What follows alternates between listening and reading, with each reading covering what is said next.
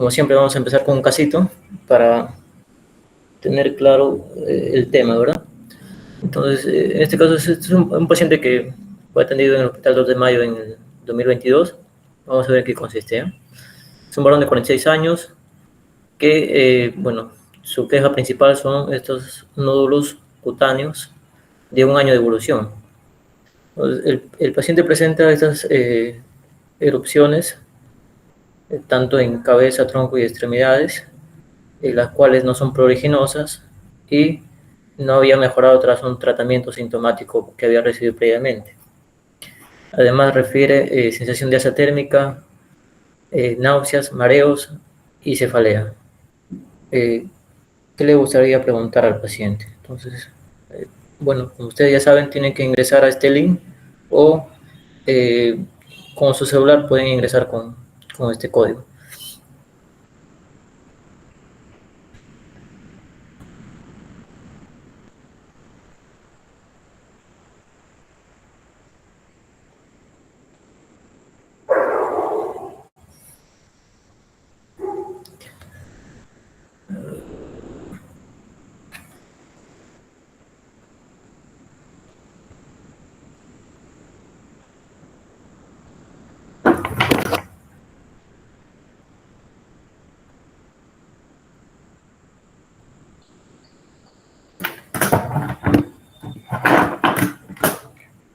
Ya, mientras van ingresando, voy mencionando algunas cosas. Como vamos a ir viendo en el tema, las características de las lesiones son muy variables en lepra. Entonces, el diagnóstico diferencial también es muy variable y es importante tener la sospecha. Vamos a ver que lepra es una enfermedad desatendida. No hay mucha investigación. Vamos a ver acá, lo menciona, ha cambiado de color, el tamaño ya, las características de la lesión. Están llevando dermatología, me parece, ¿verdad? Entonces, acá vamos a aprender cómo es el enfoque de un paciente que tiene alguna erupción, o un rash, como se dice también, o una dermatosis también, como se puede. Con... El tiempo de enfermedad es un punto clave muy importante, ¿ya?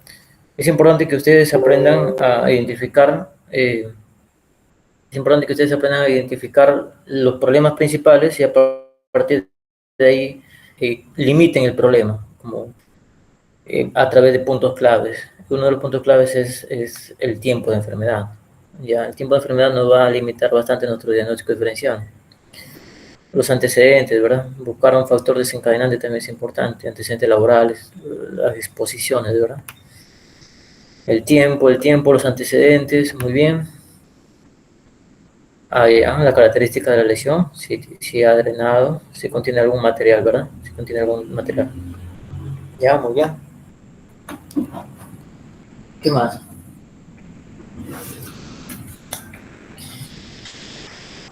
Muy bien, los síntomas asociados, si presenta fiebre, ¿verdad? También son los síntomas asociados, también es importante que nosotros busquemos, ¿verdad? Exacto, la pérdida de la sensibilidad es un punto clave también que debemos evaluar. Ya, exacto, también es importante conocer las exposiciones que ha tenido el paciente, ¿verdad? Los viajes, las residencias pasadas. Muy bien. El tiempo de enfermedad. Bueno, en este caso tiene un año de evolución, ya sabemos que es crónico. Muy bien, la exposición a animales salvajes, excelente. Muy bien, si hay alopecia, ¿verdad? Entonces, eso es otro dato importante en para buscar si hay anestesia, si hay alopecia, si hay anhidrosis, ¿verdad? Como vamos a ir viendo. Muy bien, alergias también es importante buscar, porque estas erupciones o estas dermatosis pueden ser secundarias a reacciones medicamentosas, ¿verdad? Se ha perdido el peso, muy bien, ya nos vamos haciendo preguntas ya dirigidas, ¿verdad? Dirigidas a lo que vamos pensando. Muy bien, vamos a ver. Entonces, se le hizo las preguntas que ustedes han mencionado. Si bien es cierto, la dermatosis o las erupciones cutáneas el diagnóstico es netamente, el examen físico nos va a dar la mayor cantidad de datos que necesitamos para hacer el diagnóstico. Pero siempre es importante conocer algunos datos importantes de la anamnesis. El tiempo de enfermedad es un punto clave que siempre debemos preguntar ante cualquier problema, ¿verdad? Y buscar signo del alma, ¿verdad? La presencia de dolor, un nódulo doloroso, ya hay que tener cuidado, puede ser un problema más severo, ¿verdad? Una paniculitis, por ejemplo, ¿verdad? Si hay desprendimiento generalizado, también es un signo de alarma, entonces nos indica ya infecciones más, nos indican patologías severas, ¿verdad? Como la necrosis epidérmica tóxica o el síndrome de Steven-Johnson, ¿verdad? La presencia de púrpura, ya hemos hablado de púrpura, ¿verdad? El paciente que tiene meningococcemia, infecciones severas, ¿verdad? Es importante conocer si hay alteraciones hemodinámicas, de estrés respiratorio, para descartar que no haya un compromiso en la cual debemos actuar de manera rápida, ¿verdad? La presencia de signos y síntomas asociados que me van a guiar a la sospecha diagnóstica que tengo, ¿verdad? Si hay fiebre, si dolor articular, diarrea crónica, no vaya a ser una enfermedad inflamatoria crónica, una enfermedad inflamatoria intestinal que se está manifestando como eritema nodoso, ¿verdad? Factores desencadenantes también es importante ver comorbilidades, medicación, viajes, contacto con personas enfermas, hábitos, las exposiciones, ya sea contacto con animales, alguna exposición a alguna fuente, a algún alimento, medicamentos, ¿verdad? Y los datos que nos van a enfocar, en este caso, a armar nuestro síndrome, es la lesión, ¿verdad? El patrón morfológico es un dato muy importante que debemos determinar. Cómo es la lesión primaria, en este caso la lesión primaria vendría a ser un nódulo, ¿verdad? Un nódulo. Y cuál es el patrón de este nódulo, ¿verdad? Entonces, no hay un contenido, no hablamos de ampolla, no hablamos de vesículas, ¿verdad? Es algo sólido. En este caso no es una pápula, es un nódulo, tiene nódulos. Si es una lesión eritematosa, hay que ver si palidece o no. En este caso no es el caso del paciente, pero son nódulos palpables, ¿verdad? Nódulos palpables. Distribución y localización de la lesión también es importante conocer si es general o está localizada a alguna área del cuerpo. Y hay otras características que también nos pueden ayudar a limitar nuestro problema, ¿verdad? Como el color, los bordes, la forma, ¿verdad? Muy bien, entonces en cuanto a las respuestas que mencionó el paciente, a las preguntas que le hicimos, es que no tiene síntomas consuntivos, no ha perdido peso, el paciente no tiene tos, no tiene dolor torácico y tampoco tiene diarrea, ¿verdad? Vamos a pensar en una infección crónica muy frecuente que vendría a ser la tuberculosis, ¿verdad? Pero es un paciente hipertenso, ¿verdad? Tiene su esquema de vacunación completa, toma losartán, no hay alergias a medicamentos, ¿verdad? El único medicamento que toma es losartán. Es un paciente agricultor, ¿verdad? Tiene hábitos nocivos como el consumo de tabaco y alcohol, un paciente heterosexual, con una pareja sexual estable. Es un paciente, y acá vienen algunos antecedentes que nos pueden guiar el diagnóstico, ¿verdad? Es un paciente natural de Amazonas y que proviene de Madre de Dios, en la cual reside desde hace 10 años. ¿Ya? Ha viajado frecuentemente a San Martín por, por visitar a algunos familiares y también lo que nos menciona es que el paciente se ha expuesto a animales silvestres, entre lo que destaca el armadillo, por ejemplo. Entonces, al examen físico, ya un poco más detallado, vemos los nódulos, ¿verdad? Múltiples nódulos distribuidos tanto en tronco, ¿verdad? En tórax, abdomen, extremidades, ¿verdad? Y vamos a ver también, mira, la infiltración de estos nódulos a nivel del pabellón auricular, ¿verdad? En ambos pabellones auriculares. Además, también hay una infiltración de los nódulos a nivel de las cejas. Incluso vemos que hay un poco de alopecia, ¿verdad? Y además el paciente tiene una parestesia de la extremidad distal del brazo izquierdo. Entonces, con esto, ¿qué diagnóstico diferencial les consideraríamos?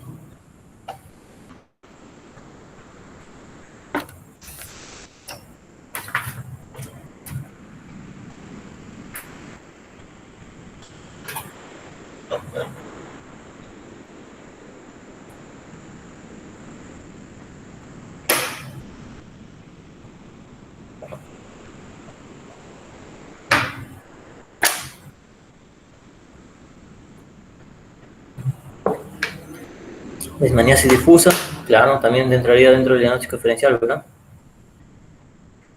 Entraría dentro del diagnóstico diferencial.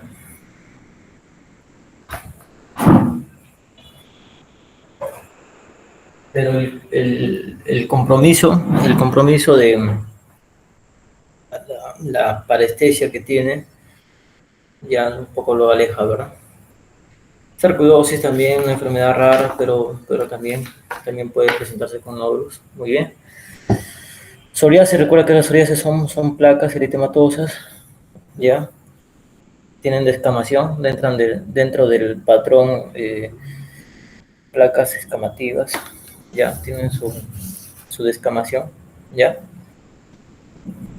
Son placas pápulas descamativas en caso de la psoriasis. Celulitis, el tiempo ya lo aleja bastante, ¿verdad? Lo aleja bastante de la celulitis. Recuerda que estos son nódulos, ¿verdad? Nódulos, ¿ya?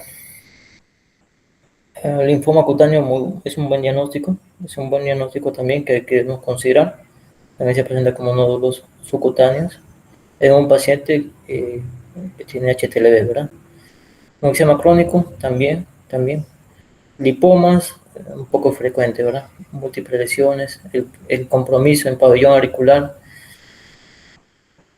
sífilis terciaria también hay que considerarlo dentro del diagnóstico diferencial. Muy bien, ya, todos estamos bien. Una dermatomiositis, debería haber debilidad muscular simétrica, ¿verdad? Micosis profunda, exacto, son lesiones nodulares crónicas, sí. Y micosis profunda es un diagnóstico diferencial. Lupus cutáneo también. En el paciente varón un poco lo aleja, ¿verdad? Pero también entraría dentro del diagnóstico diferencial. Entonces, en este paciente se planteó el síndrome de nódulos cutáneos crónicos, ¿ya? Y principalmente por las características que hemos mencionado, ¿verdad? Son múltiples nódulos en las cuales hay compromiso también nervioso, ¿verdad? Hay parestesia. Entonces, lesiones en piel, más una neuritis, hay que sospechar en lepra, ¿verdad? Y como los nódulos son múltiples y están diseminados, entonces la forma multivacilar, como vamos a ver. Micosis profunda son los diagnósticos diferenciales que ustedes han mencionado. Acá entraría también, otro diagnóstico vendría a ser tuberculosis cutánea también. Hay que tener en cuenta la tuberculosis cutánea que también se suele presentarse como lesiones crónicas. Sífilis, el linfoma cutáneo, ¿verdad? Que mencionaron. Y como quinto podría ser una leishmaniasis, ¿verdad? Leishmaniasis diseminada, como mencionaron. Muy bien, ¿y ahora qué vamos a hacer? ¿Qué vamos a hacer? ¿Cómo? Vamos a ver, y acá están algunas. Vamos a iniciar antibióticos. Vamos a solicitar biopsia. Vamos a solicitar biopsia más vaciloscopía. Vamos a iniciar corticoides. ¿Qué vamos a hacer? Solo dos nada más están conectadas. ¿Qué pasa con el resto?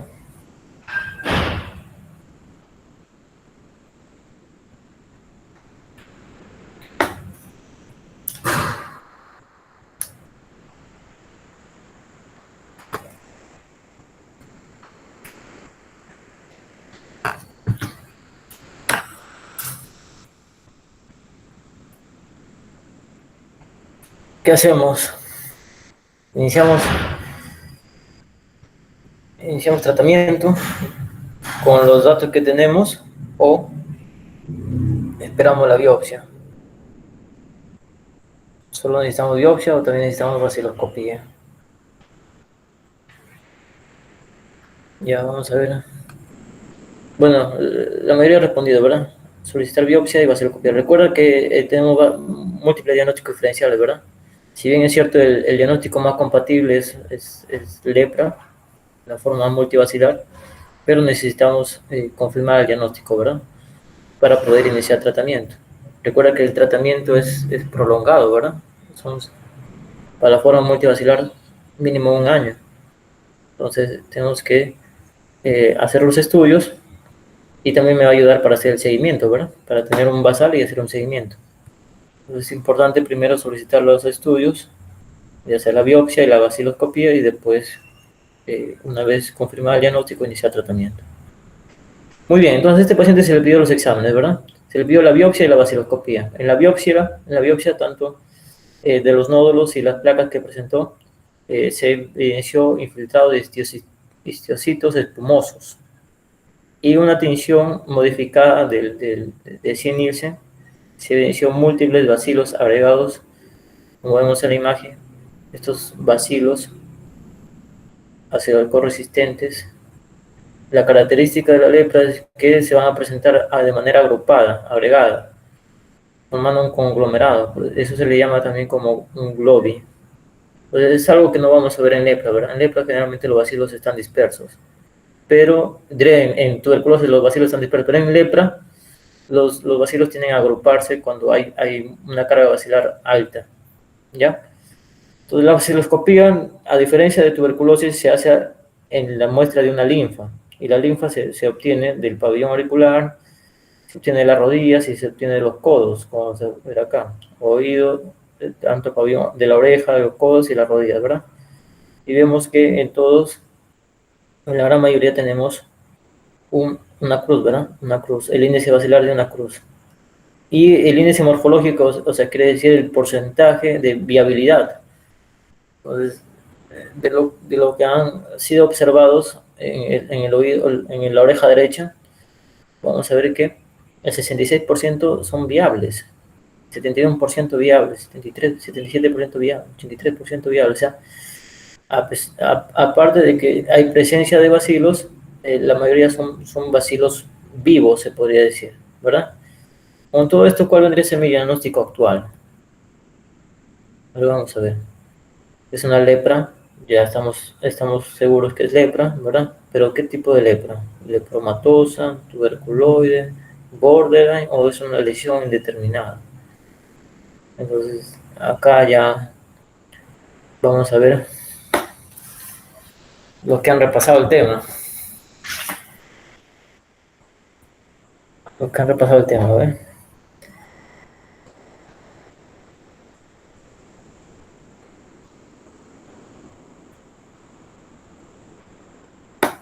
Entonces, solamente para ir mencionando que en lepra la manifestación clínica va a depender de la respuesta inmune del paciente. Entonces, si el paciente tiene una respuesta inmune robusta, las manifestaciones clínicas, las lesiones van a ser menores, ¿verdad? Pero si la respuesta inmune es débil o nula, entonces las manifestaciones clínicas van a ser mucho mayores. Entonces, la mayoría dice lepra lepromatosa, lepra tuberculoide y lepra borderline y lesión indeterminada. Más adelante vamos a ver a qué se refiere con lesión indeterminada, ¿ya? Pero lo que ahora vamos a enfocarnos en lepra lepromatosa, lepra tuberculoide o lepra borderline. En este caso es una lepra lepromatosa y vamos a ver por qué. Entonces, esta es una clasificación de Ripley en la cual se basa básicamente en la respuesta inmune del paciente hacia el bacilo, ¿ya? Entonces vamos a ver que existe un espectro continuo de manifestaciones clínicas, tanto manifestaciones anatomopatológicas y como microbiológicas, ¿verdad? Entonces, para yo poder hacer esta clasificación, que es una clasificación bastante precisa, necesito manifestaciones clínicas, necesito una biopsia y necesito una vaciloscopía, ¿verdad? Y eso es lo que tenemos en el paciente. Entonces vamos a ver la forma tuberculoide. Generalmente son son caracterizadas por una respuesta celular fuerte. Recuerda, para el control de la lepra, de la tuberculosis, el principal, la respuesta inmune principal encargada de controlar esas infecciones es la respuesta celular. Si yo tengo una buena respuesta celular, entonces, ¿qué vamos a ver? El paciente clínicamente va a presentar pocas lesiones, una o dos lesiones, ¿ya? En las cuales generalmente son placas de bordes bien definidos, ¿verdad? Una o dos lesiones, ¿verdad? En la biopsia vamos a encontrar los granulomas bien formados, porque la respuesta celular se ha encargado de contener el bacilo dentro de un granuloma, ¿verdad? granulomas bien formados. Y si le pedimos una baciloscopía, no vamos a encontrar bacilos, no vamos a encontrar bacilos, ¿ya? Eh, Generalmente no hay un compromiso neural, ¿ya? El compromiso neural está ausente. En las formas borderline, se podría decir, borderline son formas inestables, ¿ya? Tanto tenemos la borderline tuberculoide, la borderline y la borderline lepromatosa. Entonces son formas inestables en las cuales la respuesta inmune va a estar deteriorada, la respuesta inmune celular. Entonces, la borderline tuberculoide va a haber también más de una lesión, ¿ya? Vamos a encontrar lesiones anulares, satélites, ¿ya? En el caso de la biopsia, vamos a encontrar que va a haber un granuloma no formado adecuadamente y tampoco vamos a encontrar bacilos en la baciloscopía, ¿ya? En el borderline vamos a encontrar ya una placa más extensa, ¿verdad? Una placa más extensa, ya múltiples, generalmente son simétricas, ¿ya? Vemos en forma de diana, ¿verdad? Con un borde elevado, ¿sí? En la biopsia también no se va a encontrar el granuloma, pero sí vamos a encontrar algunos bacilos. Algunos bacilos vamos a encontrar, ¿ya? Baciloscopía positiva. Y la borderline lepromatosa, miren, placas diseminadas. Nódulos, placas diseminadas, múltiples nódulos y placas diseminadas, ¿verdad? De manera simétrica. Hay lesión neuronal también moderada, ¿sí? No va a haber granuloma, no va a haber granuloma y ya vamos a encontrar más bacilos. ¿Cómo lo diferencio de una lepra lepromatosa? En que la lepra lepromatosa ya encontramos ya la pérdida, la alopecia, ¿verdad? Esta pérdida, la madarosis, que es la pérdida del tercio distal de las cejas. Vamos a encontrarse infiltrado a nivel de los pabellones auriculares, ¿verdad? En la fase leónida en algunos casos. Miren cómo está la baciloscopía. Múltiples bacilos agrupados. Esto se conoce como globi, ¿verdad? Lo que tiene nuestro paciente. Tienen nódulos, ya, acá hay placas, acá hay nódulos, múltiples, difusos, hay pérdida del tercio distal de las cejas, ¿verdad? Hay compromiso neuronal y hay múltiples bacilos agrupados. Entonces, si bien es cierto, esta clasificación es precisa, pero necesitamos varios datos, ¿verdad? Para poder clasificarla así. Por eso es que la OMS menciona una clasificación un poco más sencilla que nos ayuda al tratamiento, como vamos a ver más adelante. Ahora, ¿cómo contrajo el paciente esta infección? ¿Cómo adquirió la lepra? Por contacto sexual, inhalación de gotitas, manera indirecta a través del fomites, indirecta a través de la exposición a alimentos, a través de artrópodos. ¿Cómo se contagia la lepra?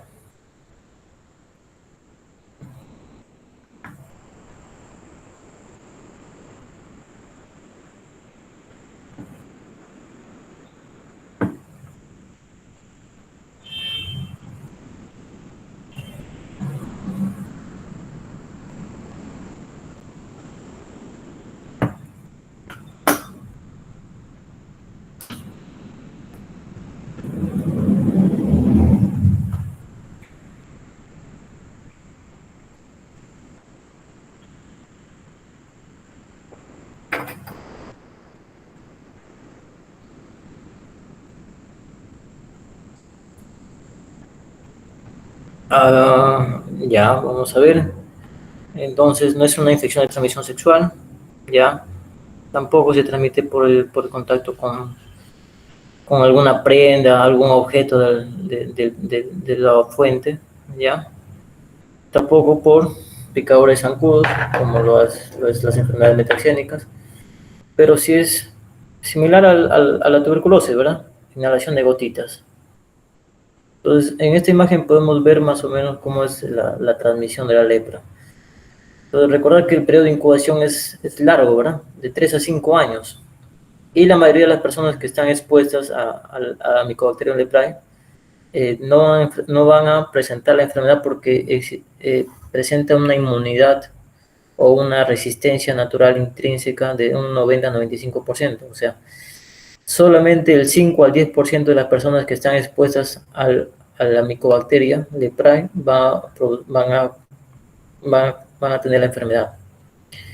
El principal modo de contagio que se propone, porque esto no está demostrado, es a través del contacto de gotitas respiratorias, ya sea por los estornudos, por las secreciones respiratorias, ¿verdad? Otra manera de contagio es a través del contacto prolongado con alguna erupción cutánea, ¿verdad? Un contacto por más de 2 años, ¿verdad? Con un paciente que tiene una alta carga bacilar, un paciente que tiene, pues, lepra lepromatosa. Pues un contacto prolongado, estrecho, directo, puede ser otro modo de transmisión. Y también se plantea que los reservorios naturales, en este caso el armadillo, podría ser una manera de transmisión a través del consumo de estos animales. El reservorio natural del Mycobacterium leprae es el armadillo. Entonces, se postula de que el consumo, o sea, como si fuera una zoonosis, ¿verdad? En algunos países se ha visto la ardilla roja también, los simios, ¿ya? Otros primates también se consideran como reservorios naturales. Y vamos a ver que Mycobacterium leprae se encuentra también en la naturaleza. Algunos vectores que se han planteado son las amebas de vida libre, los chinches, las garrapatas, que podrían ser también fuentes transmisoras, algo que no está demostrado todavía y es un modo de transmisión un poco más raro. Solo mencionar de que las células dianas en donde se van a alojar la micobacteria es en los macrófagos y en las células de Schwann, ¿verdad? Por eso es que causan ese compromiso tanto dérmico como neural, ¿verdad? Hay una neuritis. Entonces, ese compromiso dérmico, compromiso neural, nos hace sospechar en lepra. El 90-95% de las personas no van a hacer la enfermedad. Pero ¿qué pasa con el 5 al 10% que hacen la enfermedad? Se ha visto que existe una susceptibilidad genética, una alteración de los alelos, lo cual favorece el desarrollo de la enfermedad. Pacientes que tienen inmunosupresión, VIH, ¿verdad? Todo lo que tiene compromiso, inmunosupresión celular, ¿verdad? Post-trasplantados, el contacto cercano a un familiar con alta carga bacilar, ¿verdad? ¿Existe alguna medida para prevenir? ¿Existen vacunas o alguna medida para prevenir la infección por lepra? ¿Se puede prevenir por vacunas o no? ¿Existe alguna vacuna o alguna otra medida?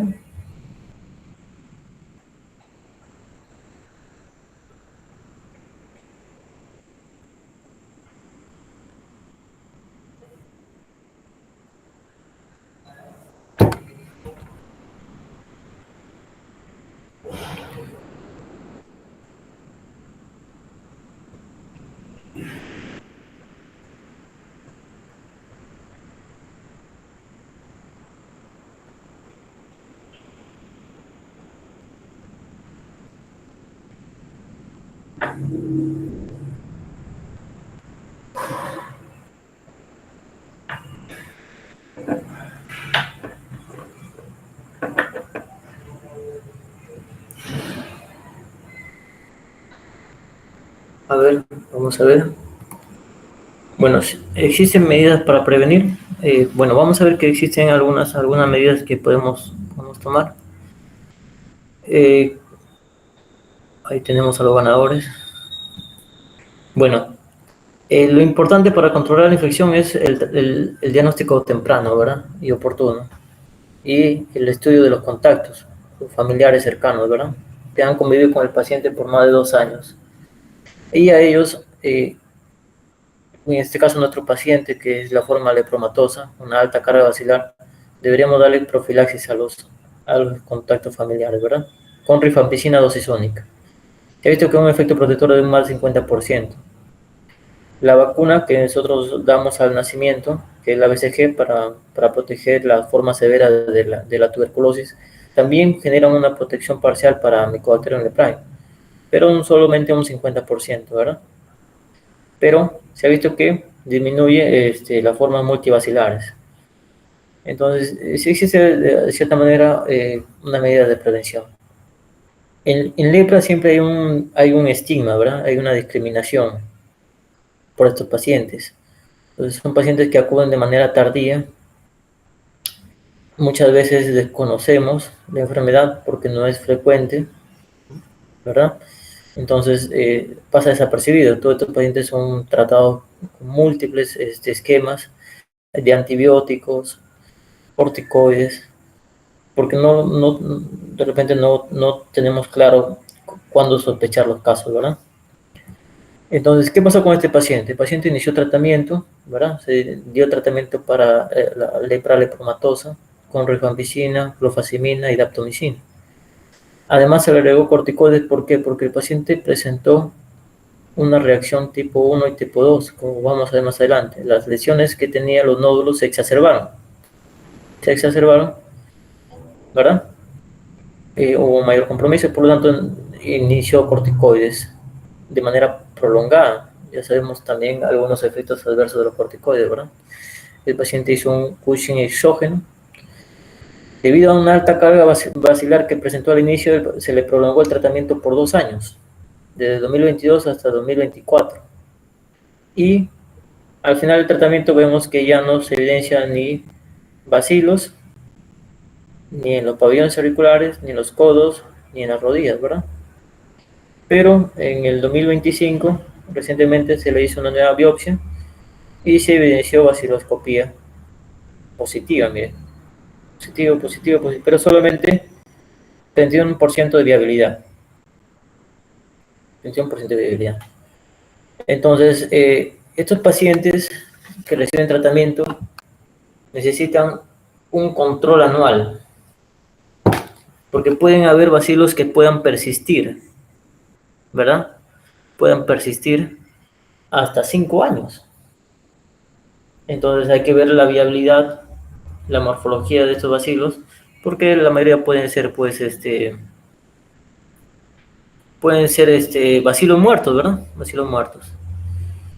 Entonces, se ha planteado si el paciente presenta una reacción tipo 2 crónica recurrente, porque las lesiones han persistido. Han persistido. Muy bien, vemos que el caso el manejo es un poco complejo, ¿verdad? Y es prolongado. Entonces, algunas cosas nada más para puntualizar y llevar algunos conceptos claves. Es que la lepra es una enfermedad infecciosa crónica, como hemos visto. El paciente tiene 1 año de evolución, algunos tienen más. Y el órgano diana principalmente afectado es la piel y los nervios periféricos, ¿verdad? Porque por el tropismo que tiene esta bacteria a los macrófagos y a las células de Schwann. Es una enfermedad curable. Si lo detectamos a tiempo, vamos a evitar las secuelas, vamos a disminuir la transmisión. Pero ¿por qué sigue siendo un problema de salud pública? Porque es una enfermedad que muy poco se sospecha, muy poco se nos capacita y es una enfermedad en la cual se mantiene un grado de marginación, ¿verdad?, hacia los pacientes desde tiempos antiguos. Entonces, el Mycobacterium leprae, que es el agente etiológico, es una bacteria del género Mycobacterium intracelular obligado, no cultivable, debido a que a su crecimiento es muy lento. Entonces, para que un Mycobacterium se duplique demora entre 12 a 24 días, o sea, es muy lento. Miren, comparte una estructura con tuberculosis, ¿verdad? Tiene su cápsula, tiene sus glicolípidos, ácido micólico, ¿verdad? Su arabino manano, sus fosfolípidos, ¿verdad? Su peptidoglicano, o sea, también se colorea con la tinción de Cien-Nielsen, un ácido alcohol resistente, ¿verdad? Crecimiento muy lento, ¿verdad? 2 semanas en promedio para que se replique este Mycobacterium. Por lo tanto, es imposible cultivarlo. En el mundo, este es un reporte de 2023 de la OMS, en la cual vamos a ver que existen ciertos lugares en donde la prevalencia es alta, tanto Brasil Tanto países de Indonesia como la India se han reportado una alta prevalencia. ¿Qué pasa en Perú? En el 2023 se han reportado 17 casos, ¿no? En 2022 24 casos, ¿verdad?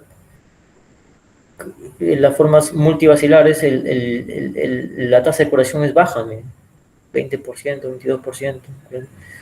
Y las formas paucivacilares, la tasa de curación es alta. Entonces, de ahí viene la importancia de hacer un diagnóstico temprano, ¿verdad? ¿Y cuáles son las áreas afectadas? Toda la Amazonía, ¿verdad? Loreto, San Martín, Ucayali, ¿verdad? Y también parte de la costa, Lima, Lambayeque, Tumbes, La Libertad. Son casos donde se han demostrado, son lugares donde se ha demostrado la mayoría de los casos. La clínica va a depender de la respuesta inmune, como he mencionado. Entonces, la infección de Mycobacterium leprae, el 80% de las personas no se van a enfermar. El 20% de las personas van a presentar una lesión indeterminada. ¿Qué quiere decir una lesión indeterminada? Es una lesión única, hipopigmentada, en la cual se va a resolver de manera espontánea o va a evolucionar hacia la forma tuberculoide o hacia la forma lepromatosa. Esa es una lesión indeterminada. Una lesión única, hipopigmentada, que puede resolverse de manera espontánea o puede evolucionar hacia la forma tuberculoide o hacia la forma lepromatosa. ¿Y a qué se debe que esta lesión evolucione hacia la forma tuberculoide o lepromatosa? Va a depender a la respuesta celular. Si tengo una alta respuesta celular, entonces va a haber un adecuado control de la enfermedad y por lo tanto va a haber pocas lesiones, ¿verdad? Entonces la clasificación de la OMS, las formas paucivacilares, es menos de 5 lesiones, ¿verdad? Menos de 5 lesiones y no hay una vaciloscopía, entonces vaciloscopía negativa. ¿Por qué? Porque la respuesta celular va a contener el bacilo dentro del granuloma, ¿verdad? Dentro del granuloma. Entonces, esa es la forma tuberculoide. Pero, ¿qué pasa en la forma lepromatosa? En la lepromatosa ya no tenemos respuesta celular. El TH1, el interferón, ya no va a controlar la enfermedad. Respuesta celular disminuida. Pero la respuesta humoral, TH2, es la que va a ser el mal, no va a ser un control adecuado, ¿verdad? ¿Y qué va a pasar con el bacilo? Mira, el bacilo se va a replicar, va a ocasionar mayor infiltración, más de 6 lesiones, baciloscopías positivas, ¿verdad? Esa es la forma multivacilar. Doctor, ¿y qué pasa con las formas intermedias? Son formas inestables, ¿verdad? Estas formas inestables van a evolucionar conforme pasa el tiempo. Borderline tuberculoide, borderline y borderline lepromatosa. Son formas indeterminadas. ¿Cuándo sospechamos de lepra? Sospechamos de lepra cuando hay una lesión cutánea, que puede ser una mácula, puede ser una placa, ¿ya? Máculas hipopigmentadas, en algunos casos.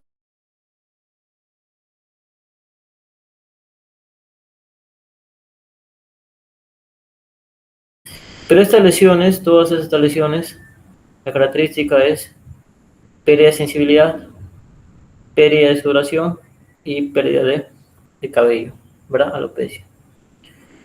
A esto lo asociamos un compromiso neural, una neuritis, engrosamiento de los nervios periféricos, tanto cervical, cubital, son palpables y dolorosos, ¿ya?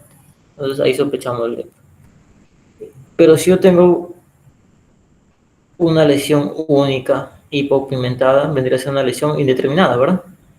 Pero acá también tengo una lesión única, hipopigmentada, muy frecuente, ¿verdad? Que vemos en los niños. ¿Cómo yo puedo diferenciar entre una y la otra? Ambas son iguales. Es que si yo hago la evaluación de la sensibilidad, voy a ver que acá el paciente no va a tener sensibilidad. Pero acá sí va a haber sensibilidad.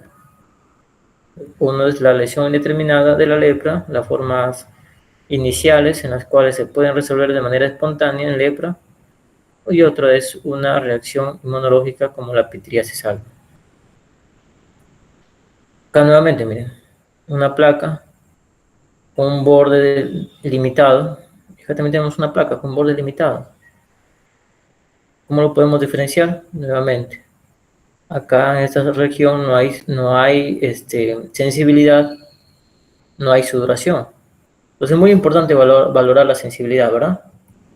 Esta es la forma tuberculoide o las formas paucibacilares, ¿verdad? Y este es el granuloma anular, ¿verdad? También es una placa, bordes limitados, eritematosos, pero sí hay sensibilidad en la parte central. Acá tenemos otra placa, miren, bordes elevados. Acá también tenemos una placa. ¿Cuál es la diferencia? Acá no hay sensibilidad, no hay sudoración. Acá hay bastante prurito y hay descamación en la parte central. Hablamos de las formas limítrofes y acá hablamos de tinea corporis, ¿verdad? Una infección fúngica. Miren, las formas en las cuales ya hay presencia de nódulos. Miren, este es un nódulo que sirve el trayecto de un ganglio linfático, ¿verdad? Y se ulcera. Acá hablamos de lepra lepromatosa, son nódulos difusos, ¿verdad? En las cuales hay un compromiso del nervio también, ¿verdad? Hay parestesias, hay neuritis, el nervio cubital es palpable, ¿verdad? Acá puede haber sensibilidad, ¿ya? Estas son formas más se podría decir, la forma más avanzada de la lepra, ¿verdad? La lepra lepromatosa. Pero acá, miren, se ha ulcerado y sigue el trayecto de un ganglio linfático. La protricosis, una infección fúngica. Entonces, vemos que hay múltiples lesiones en las cuales debemos tener claro el diagnóstico diferencial, ¿verdad? El diagnóstico es a través de una biopsia, en la cual vamos a evidenciar la presencia de histocitos, macrófagos espumosos, como parte de la reacción inflamatoria del cuerpo, y también vamos a encontrar los bacilos, ¿verdad? Presencia de bacilos, mira, múltiples bacilos agrupados, se conoce como globis. Y la baciloscopía que se va a hacer obtenida de la linfa, del pabellón auricular, codos y rodillas. Existen otras pruebas como la lepromina, que es similar a la prueba de tuberculina, ya también se busca la respuesta inmune del cuerpo. Existen falsos negativos acá, porque vamos a ver que la respuesta celular puede estar disminuida en algunos casos y puede salir negativo esta prueba. También existen pruebas serológicas para buscar algún antígeno del Mycobacterium leprae y también PCR, las cuales nos ayudan más en las formas multibacilares, cuando tenemos una alta carga bacilar. El tratamiento es en base de múltiples drogas, ¿verdad? Como hemos visto, tanto dapsona, rifampicina y clofazimina. Siempre hay que tener en cuenta los efectos adversos, ya que el paciente va a recibir estos 3 medicamentos durante varios meses. Entonces, puede desarrollar anemia hemolítica en el caso de dapsona, si es que tiene deficiencia de la glucosa 6-fosfato deshidrogenasa, ¿verdad? Tenemos que medir estos niveles antes de dar dapsona. Sería lo ideal. Muchas veces no se cuenta con estos exámenes y se inician de manera empírica. Rifampicina, ya sabemos que rifampicina es un inductor del citocromo P450, ¿verdad? Entonces, múltiples interacciones con otros medicamentos. Es importante saber qué medicamento está tomando el paciente y si rifampicina puede inducir su metabolismo. Además de las ya conocidas efectos adversos como la coloración de las secreciones, ¿verdad? Vamos a ver que el paciente tiene una orina rojiza, anaranjada, es propio de la rifampicina. Y la clofazimina, el principal efecto adverso es la causa hiperpigmentación. El tratamiento es prolongado, son varios meses, de 6 meses, 12 meses, 1 año, 2 años, y debe ser supervisado, igual como la tuberculosis, ¿verdad? Sí, tiene que ser supervisado. Miren, este es un seguimiento que se hace a los pacientes. Este paciente en este caso recibió 2 años de tratamiento, igual que nuestro paciente, porque persistía a los bacilos, ¿verdad? Persistían bacilos viables. Entonces se dio tratamiento por 2 años y se hizo el seguimiento. Mira, al tercer año todavía había bacilos, pero ya eran bacilos las formas activas eran bastante pequeñas de porcentaje. Y al cuarto año, miren, pocos bacilos, 2 bacilos, pero fragmentados, ¿verdad? Fragmentados, por lo tanto, no son viables. Son bacilos muertos que pueden persistir. Miren, en este caso se hizo el seguimiento hasta 6 años. Pero eso no quiere decir que la enfermedad esté activa, sino simplemente son bacilos residuales que pueden persistir durante varios años, pero fragmentados, ¿verdad? Están fragmentados, bacilos fragmentados. No son íntegros como los que vemos al inicio, ¿verdad? Muy bien, entonces, ¿cuáles son los esquemas que tenemos para la forma paucibacilar? O sea, quiere decir las formas tuberculosas, lepra tuberculosa, en la cual solamente hay menos de 5 lesiones, es la clasificación práctica. Damos rifampicina y dapsona el primer día del mes, y los siguientes 27 días damos solamente dapsona. Desde el primer día damos rifa y dapsona, y después los siguientes días vamos a dar solamente dapsona, ¿verdad? Por 28 días, y esto es por 6 meses, ¿verdad? Se puede prolongar el tratamiento hasta 9 meses, ¿sí?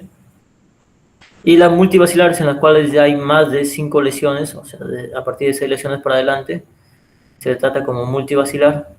Y acá el tratamiento es con 3 drogas, como se hizo con el paciente, ¿verdad? Rifampicina, clofazimina y dapsona.